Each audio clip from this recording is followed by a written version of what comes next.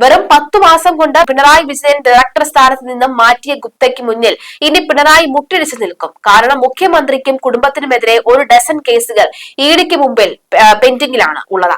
Vigilance ഡയറക്ടർമാർക്കെതിരെ മുഖ്യമന്ത്രിയുടെ വിശ്വസ്തനായ P ദിവ്യക്കെതിരെയും മുഖ്യമന്ത്രിയുടെ വിശ്വസ്തർക്കെതിരെയും നടപടിയെടുക്കാൻ തീരുമാനിച്ചതാണ് യോഗേഷ് ഗുപ്തയ്ക്ക് വിനയായത്.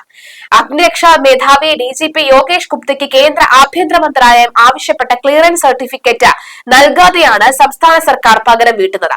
ഗുപ്ത മുഖ്യമന്ത്രിയുടെ പോർട്ടലിൽ പരാതി നൽകിയിട്ടും ഫലമില്ലാത്ത സ്ഥിതിയുമാണ്. യോഗേഷ് ഗുപ്തയുടെ പേരിൽ കേസോ അന്വേഷണമോ ഉണ്ടാകുമെന്ന് സംബന്ധിച്ച സർട്ടിഫിക്കറ്റ് 1.5 മാസം മുമ്പാണ് ചീഫ് സെക്രട്ടറിയോട് ആവശ്യപ്പെട്ടത്. ഇക്കാര്യം ഓർമ്മിപ്പിച്ച് 7 പ്രാവശ്യം കത്തയച്ചിട്ടും മറുപടി നൽകിയില്ല. തുടർന്ന് ചീഫ് സെക്രട്ടറിയെയും പോലീസ് മേധാവിയെയും അദ്ദേഹം നേരിട്ട് കണ്ടുവെന്നാണ് വിവരം. എന്നിട്ടും കാര്യമില്ല എന്ന് വന്നതോടുകൂടിയാണ് ഈ മാസം 1-ന് മുഖ്യമന്ത്രി പരാതി നൽകിയത്. സാധാരണഗതിയിൽ 10 ദിവസത്തിനുള്ളിൽ നൽകേണ്ട സർട്ടിഫിക്കറ്റ് ആണ് കാരണമൊന്നുമില്ലാതെ വൈകിപ്പിക്കുന്നത്. ഗുപ്തയ്ക്കെതിരെ കേസോ അന്വേഷണമോ ഉണ്ടായെന്നതിൽ ചീഫ് സെക്രട്ടറി പോലീസ് മേധാവിയിൽ നിന്ന് റിപ്പോർട്ട് വാങ്ങിയിട്ടുമുണ്ട്. അതുപോലെ തന്നെ CBI, ED തുടങ്ങിയവരുടെ തലപ്പത്തെത്താൻ സാധ്യതയുള്ള ഉദ്യോഗസ്ഥനായ യോഗേഷ് ഗുപ്തയോട് സംസ്ഥാന സർക്കാർ അനിഷ്ടം കാണിച്ചു തുടങ്ങിയിട്ട് കുറച്ചു കാലമായി. വിജിലൻസ് മേധാവി സ്ഥാനത്ത് നിന്നും അദ്ദേഹത്തെ അഗ്നിരക്ഷാ വിഭാഗത്തിലേക്ക് മാറ്റിയിരുന്നു. സംസ്ഥാന പോലീസ് മേധാവിയാകാനുള്ള പട്ടികയിലും ഉൾപ്പെട്ടിട്ടുണ്ട്. ബിനാമി ഇടപാടുമായി ബന്ധപ്പെട്ട് കണ്ണൂർ ജില്ലാ പഞ്ചായത്ത് മുൻ പ്രസിഡന്റ് പി ദിവ്യക്കെതിരെ ഉയർന്ന ആരോപണത്തിൽ കേസെടുക്കണമെന്ന് അദ്ദേഹം നിർദ്ദേശിച്ചിരുന്നു.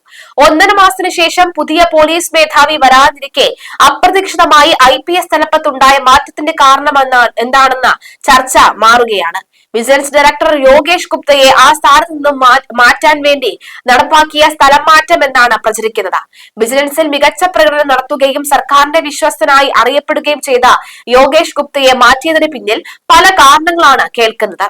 കണ്ണൂരിലെ CPM നേതാവ് പി ദിവ്യയുടെ ബനാമി ഇടപാട് സംബന്ധിച്ച പരാതിയിലെ പ്രാഥമിക അന്വേഷണവും തുടർ നടപടിയുമാണ് കാരണങ്ങളിലൊന്നായി പ്രചരിക്കുന്നത്. വിഴിഞ്ഞം തുറമുഖ ഉദ്ഘാടനത്തിന് പ്രധാനമന്ത്രി എത്തിയപ്പോൾ അകമ്പടി ഡ്യൂട്ടിക്ക് നിയോഗിച്ചിരുന്ന വിജിലൻസ് SP-യെ വിട്ടില്ല എന്നതും കാരണമായി പറയപ്പെടുന്നുണ്ട്. പകരം മറ്റൊരു SP-യെ അയച്ചത് പ്രധാനമന്ത്രിയുടെ സുരക്ഷാ വിഭാഗം ചീഫ് സെക്രട്ടറിയെ അറിയിച്ചതായും ചീഫ് സെക്രട്ടറി, ആഭ്യന്തര അഡീഷണൽ സെക്രട്ടറി തുടങ്ങിയവർ നടപടി ആവശ്യപ്പെട്ടതായും സൂചനയുണ്ട്. സംസ്ഥാന പോലീസ് മേധാവി സ്ഥാനത്തേക്ക് പരിഗണിക്കുന്നവരുടെ പട്ടികയിലുള്ളയാളാണ് യോഗേഷ് ഗുപ്ത. 2 ആഴ്ച മുമ്പ് അഗ്നിരക്ഷാ സേനാ മേധാവിയായി നിയമിക്കപ്പെട്ട മനോജ് എബ്രഹാമിനെയാണ് പകരം വിജിലൻസ് ഡയറക്ടറാക്കിയത്. IG മുതൽ DGP വരെയുള്ള 9 IPS ഉന്നതരെ മാറ്റിയ തീരുമാനം ഇതുവരെ ഉത്തരവ് വരുന്നതുവരെ അതീവ രഹസ്യമായിരുന്നു.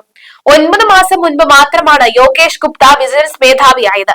വിജിലൻസ് ആസ്ഥാനത്ത് കെട്ടിക്കിടക്കുന്ന 1000-ലേറെ ഫയലുകൾ ഇതിനിടെ തീർപ്പാക്കി. കഴിഞ്ഞ 4 മാസത്തിനിടെ മാത്രം 40-ലേറെ കൈക്കൂലി ട്രാപ്പുകളാണ് നടത്തിയത്. ADGP MR അജിത് കുമാറിന്റെ അനധികൃത സ്വത്ത് സമ്പാദനം സംബന്ധിച്ച പരാതി അന്വേഷിച്ചതും അജിത് കുമാറിന് ക്ലീൻ ചീറ്റ് നൽകുന്ന റിപ്പോർട്ട് സർക്കാരിന് നൽകിയതും യോഗേഷ് ഗുപ്തയാണ്. KSU സംസ്ഥാന വൈസ് പ്രസിഡന്റ് മുഹമ്മദ് ഷമാസിന്റെ പരാതിയിലാണ് കണ്ണൂർ ജില്ലാ പഞ്ചായത്ത് മുൻ പ്രസിഡന്റ് പി ദിവ്യക്കെതിരെ വിജിലൻസ് അന്വേഷണം വരുന്നത്. ദിവ്യ ജില്ലാ പഞ്ചായത്ത് പ്രസിഡന്റ് ആയ ശേഷം 2021 രൂപീകരിക്കപ്പെട്ട കണ്ണൂർ മാങ്ങാട്ടുപറമ്പ് ആസ്ഥാനമായ കമ്പനിക്ക് കോടികളുടെ പ്രവർത്തികൾ അനധികൃതമായി കരാർ നൽകിയെന്നും ഈ കമ്പനി ദിവ്യയുടെ ബനാമി ആണ് എന്നുമാണ് പരാതിയിലെ ആരോപണങ്ങളിൽ ഒന്ന്. കമ്പനിയുടെ ഡയറക്ടറും ദിവ്യയുടെ ഭർത്താവും ചേർന്ന് കണ്ണൂരിലെ ടൂറിസം കേന്ദ്രമായ ഈ പാലക്കയം തട്ടിൽ 4 ഏക്കറോളം ഭൂമി വാങ്ങിയെന്നും ഇതിലുണ്ട്. കണ്ണൂർ ടൗണിൽ കെട്ടിട നിർമ്മാണം സാധ്യമല്ലാത്ത സ്ഥലത്ത് സ്വകാര്യ വ്യക്തികളിൽ നിന്നും ന്യായ വിലയേക്കാൾ അധികം നൽകി ജില്ലാ പഞ്ചായത്ത് സ്ഥലം വാങ്ങിയതിൽ അഴിമതി ഉണ്ടെന്നായിരുന്നു മറ്റൊരു ആരോപണം. മറ്റ് സംസ്ഥാനങ്ങളിൽ പോലീസ് മേധാവിമാരുടെ റിപ്പോർട്ട് കേന്ദ്രം പരിഗണിക്കാറുണ്ടെങ്കിലും കേരളത്തിൽ വർഷങ്ങളായി ചീഫ് സെക്രട്ടറിയായാണ് മറുപടി നൽകുന്നത്. ആഭ്യന്തര മന്ത്രാലയത്തിന് കീഴിലെ ഏജൻസികൾ ഡയറക്ടർ ജനറലിലെയോ തത്തുല്യ തസ്തികകളിലെയോ നിയമിക്കേണ്ട ഉദ്യോഗസ്ഥരുടെ പട്ടിക തയ്യാറാക്കുന്നതിന്റെ ഭാഗമായി ഏപ്രിൽ 24-നാണ് കേന്ദ്രം ആദ്യം കത്തയച്ചത്. കേരളത്തിൽ നിന്ന് യോഗേഷ് ഗുപ്തയുടെ വിവരം മാത്രമാണ് തേടിയത്. മുൻപ് CBI-യിലും എൻഫോഴ്സ്മെന്റ് ഡയറക്ടറേറ്റിലും പ്രവർത്തിച്ച അദ്ദേഹത്തിന്റെ പരിചയ സമ്പത്ത് കേന്ദ്രം കണക്കിലെടുക്കുന്നുവെന്നാണ് വിവരം. കേരളത്തിന്റെ റിപ്പോർട്ട് ലഭിക്കാത്തതാണ് പട്ടിക വൈകാൻ കാരണമെന്നാണ് ഒടുവിലത്തെ കത്തിലുള്ളതായി അറിയുന്നത്. സാധാരണ ഒരാഴ്ചയ്ക്കകം മറുപടി നൽകുകയാണ് പതിവെങ്കിലും വിജിലൻസ് ഡയറക്ടർക്കെതിരെ യോഗേഷ് ഗുപ്തയുടെ നടപടികൾ സർക്കാരിനുള്ള നീരസമായുള്ള വൈകൽ തന്നെയാണ് പ്രധാന കാരണമായി സൂചന. വിജിലൻസ് ഡയറക്ടറായി 9 മാസമായപ്പോഴാണ് യോഗേഷ് ഗുപ്തയെ അഗ്നിരക്ഷാ സേനാ മേധാവിയാക്കിയത്. അന്ന് മാറ്റം ലഭിച്ച ഉന്നത IPS ഉദ്യോഗസ്ഥരെല്ലാം ഒരാഴ്ചയ്ക്കകം പഴയ സ്ഥാനങ്ങളിൽ തന്നെ തിരിച്ചെത്തിയെങ്കിലും അദ്ദേഹം മാത്രം അഗ്നിരക്ഷാ സേനയിൽ തുടർന്നു. ഗുപ്ത വിജിലൻസ് ഡയറക്ടറായി തുടരുന്നുവെങ്കിലും ദിവ്യക്കെതിരെ നടപടി ഉറപ്പായിരുന്നു. ദിവ്യക്കെതിരെ മാത്രമല്ല മുഖ്യന്റെ വിശ്വസ്തനായ ഉന്നതനെതിരെയും നടപടി ഉറപ്പാകുമോ എന്ന കാര്യത്തിൽ സംശയമില്ല. ദിവ്യയുടെ ബിനാമി ഇടപാടിൽ മുഖ്യന്റെ വിശ്വസ്തന്റെ പേരും ഉയർന്നു കേട്ടിരുന്നു. അടുത്ത കാലത്ത് പിണറായിയുടെ നിർദ്ദേശാനുസരണം ഗുപ്ത നടത്തിയ വിജിലൻസ് റെയ്ഡ് വിവാദമായി മാറിയിരുന്നു.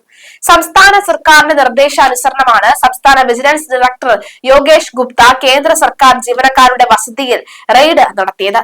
റെയ്ഡിനെതിരെ chief customs commissioner Manoj K Arora സംസ്ഥാന പോലീസ് മേധാവിക്ക് കത്ത് നൽകുകയും ചെയ്തിരുന്നു. വിജിലൻസ് ഡയറക്ടറെ പൂർണ്ണമായും സംരക്ഷിക്കണമെന്ന ഉറപ്പിലാണ് കേന്ദ്ര ഉദ്യോഗസ്ഥരുടെ വീടുകളിൽ റെയ്ഡ് നടത്തുന്നത്. എന്നാൽ കേന്ദ്രം പേടിപ്പിച്ചതോടെ റെയ്ഡിന്റെ ഉത്തരവാദിത്തം ഡയറക്ടറുടെ തലയിലേക്ക് പിണറായി ഊരി. എന്നാൽ നടന്നതെല്ലാം ഗുപ്ത കേന്ദ്രത്തെ അറിയിച്ചു.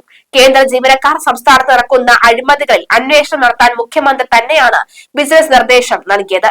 രാജാവിനേക്കാൾ വലിയ രാജഭക്തി കാണിക്കുന്നവർ സംസ്ഥാനത്തിന് പുറത്തുപോയി വരെ ഉദ്യോഗസ്ഥർ വീടുകൾ റെയ്ഡ് ചെയ്തു. ഇതിനെതിരെ കേന്ദ്ര ഉദ്യോഗസ്ഥർ സംസ്ഥാന സർക്കാരിന് പരാതി നൽകിയെങ്കിലും ഒരു നടപടിയും ഉണ്ടായില്ല. തുടർന്ന് സംസ്ഥാന പോലീസ് മേധാവിക്ക് ഉന്നത ഉദ്യോഗസ്ഥന് കത്ത് നൽകി. ഇതിൽ ഫലം ഉണ്ടായില്ലെങ്കിൽ സംസ്ഥാന സർക്കാർ ഉദ്യോഗസ്ഥർ ബുദ്ധിമുട്ടിലാകുമെന്ന് കേന്ദ്ര ഉദ്യോഗസ്ഥർ മുന്നറിയിപ്പ് നൽകിയിട്ടുണ്ട്.